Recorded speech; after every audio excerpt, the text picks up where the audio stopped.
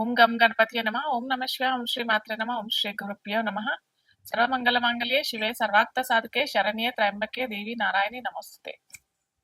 ఈరోజు మనము గురుగ్రహం అంటే బృహస్పతి మనకి ఈ వైశాఖ మాసంలో అంటే మే 14వ తారీఖున వృషభ రాశి నుంచి మిథున రాశికి సంచారం జరగబోతుంది.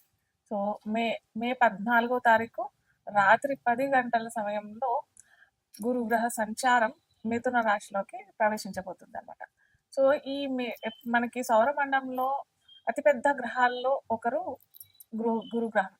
సో ఈ గురుగ్రహం ఏంటంటే మొత్తం భూమండలంలో ఉన్న అన్ని జీవరాశులకి ఈ ప్రభావం ఏ ఏ రాశిలో అతను అయితే సంచారం జరుగుతుంది ఆ రాశికి తగినట్టుగా మన మన ఏమంటారు స్వంతగా మనకు ఉన్న రాశిలో అలాగే గోచార రీత్యా కూడా చాలా మంచి ప్రభావము, చాలా చెడు ప్రభావము. చెడు చాలా తక్కువ. మనకి గురుగ్రహం ఏంటంటే శుభగ్రహం అని అంటారు. దేవగురు అనమాట బృహస్పతి. సో అందుకే ఎక్కువగా చెడు ఫలితాలు అయితే ఇవ్వడు. ఇన్ జనరల్ గా గురుగ్రహము చెడు ఫలితాలు ఇవ్వడు.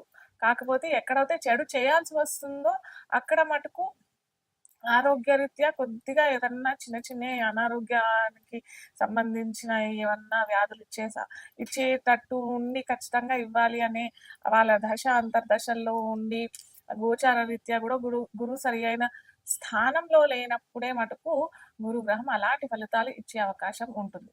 కానీ జనరల్ గా చూసినట్టయితే మనకి సంతానానికైనా కానీ శుభకార్యాలకి అని అంటే ఒకరు గృహం కట్టుకోవాలి లేదా ఉద్యోగ రీత్యా అక్కడ ట్రాన్స్ఫర్ అవ్వడానికైనా కానీ లేదా కొత్త ఉద్యోగం వెతుక్కోవడానికైనా కానీ దేశ సంచారం కోసమైనా కానీ తీర్థయాత్రల కోసమైనా కానీ గురువు ఎప్పుడు మనకి శుభ ఫలితాలే ఇస్తాడనమాట.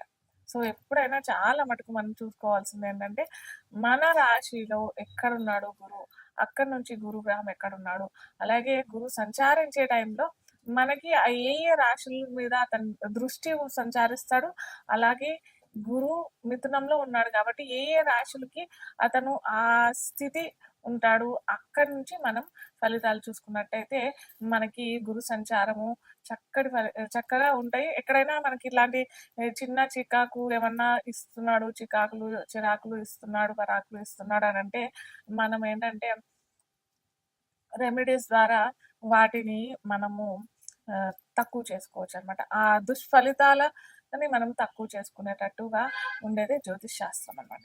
సో ఇప్పుడు మనము గురుగ్రహం ద్వాదశ రాశులకి ఎటువంటి ఎలా ప్రభావితం చేస్తాడు, అలాగే ఎటువంటి ఫలితాలు ఇస్తాడు అనేది మనము ఒక్కొక్క రాశిగా చూస్తామన్నమాట. ఇప్పుడు మనము ధను లగ్నం తెలియని వారికి రాశి అని అనుకున్నట్టయితే గురు లగ్నాధిపతి అవుతాడు. ఇక్కడ మనకి రాశ్యాధిపతి లగ్నాధిపతి గురువే అవుతాడు కాబట్టి గురు సంచారం సప్తమంలో అవుతాడు. సప్తమం నుంచి గురు తన లగ్నాన్ని తన రాశిని చూస్తాడు, తన సొంత రాశిని చూస్తాడు కాబట్టి ఎలాంటి ఫలితాలు ఇస్తాడో మనం ఇప్పుడు చూద్దాం. అన్ని రాశుల కంటే ధను రాశి వారికి చాలా బాగుంటుంది, ధను లగ్నం వారికి చాలా బాగుంటుంది. అటు వివాహం కావాలి, చాలా రోజుల నుంచి వివాహం అవ్వట్లేదు, మ్యాచెస్ కుదరట్లేదు అని అనుకునే వారికి, లేదా కొత్తగా వ్యాపారం చేసుకోవాలి అని అనుకునే వారికి, లేదా ఆల్రెడీ వ్యాపారం చేస్తున్నారు, అటు ఇంపోర్ట్స్ అయినా ఎక్స్పోర్ట్స్ అయినా లేదా ట్రేడింగ్లో అయినా కానీ సరిగైన లాభాలు జరగట్లేదు అవ్వట్లేదు అని అనుకునే వారికి కూడా చక్కటి ఫలితాలు ఇస్తాడు గురు సంచారం. గురు తన రాశిని చూస్తాడు, అలాగే సప్తమంలో ఉన్నాడు కదా, సప్తమం వ్యాపార రంగం అవుతుంది, అలాగే సప్తమం వైవాహిక స్థానం అవుతుంది అక్కడ. అలాగే గురు కనుక చూసినట్టయితే మనకి పంచమాన్ని చూస్తాడు కాబట్టి అటు నుంచి లాభం కూడా అవుతుంది. వీరికి లాభం కూడా అవుతుంది కాబట్టి వీరికైతే చక్కటి ఫలితాలు ఇస్తాడు కాబట్టి మనకి గురు ధనురాశి వారికి కాబట్టి అటు లాభాలు, అటు వ్యాపార రంగం అభివృద్ధి, వ్యాప్తి. మనం ఎప్పుడైతే చెప్పుకున్నాం కదా, ఎప్పుడైతే గురువు ఏ స్థానంలో కూర్చున్నాడో ఆ స్థానం వ్యాప్తం చెందడానికి ఉంటుంది కాబట్టి ఇది వ్యాపార రంగం కాబట్టి వ్యాపారంలో వ్యాప్తి అంటే ఎక్స్పాన్షన్ ఆఫ్ బిజినెస్. మీరు ఏమంటారు ఓన్లీ ఇంపోర్ట్స్ ఏమంటారు మన దేశంలో ట్రేడింగ్ అన్న ఏదన్నా వ్యాపారం చేస్తున్నారు, ఎన్నో రోజుల నుంచి ఫారిన్కి ఎక్స్పోర్ట్ చేద్దాము, ఫారిన్‌కి కూడా మనం ఏమంటారు వ్యాప్తి చెందాలి, చేస్తాము అని అనుకునే వారికి మటుకు ఇది చాలా మంచి శుభవార్తనే అని చెప్పుకోవచ్చు. ఎందుకంటే ఇక్కడ వ్యాపారం అభివృద్ధి చెందే అవకాశం, వ్యాపారం ఎక్స్‌పాన్షన్ అయ్యే అవకాశము, అటు మంచి అనుకూలంగా ఉండే స్పౌస్ అంటే భార్య అన్న భర్తన లభించే అవకాశం, అంటే వివాహానికి అనుకూలమైన సమయం అని చెప్పవచ్చు. అలాగే తృతీయ అని కూడా చూస్తాడు కాబట్టి గురువు వీరికి అన్ని విధాల సౌకర్యాలు, అనుకూలం. అటు సోదర సోదరీమణులు వీరికి చాలా మటుకు ఎప్పటి నుంచో ఏదైనా విభేదాలు వీరికి ఉన్నట్టయితే అవి కొద్దిగా సర్దుబాటు అయ్యి చక్కగా మంచి అవకాశాలు రావడానికి, లేదా కమ్యూనికేషన్ రంగంలో ఉన్నవారికి, కెమెరా రంగంలో ఉన్నవారికి ఇలాంటి వాటికి కూడా చాలా మంచి అవకాశాలని మనకు అవకాశాలు వచ్చే అవకాశాలు, అలాగే ఆల్రెడీ ఉన్నారు అని అంటే కూడా వ్యాప్తి చెందే అవకాశాలు చాలా ఉంటాయి.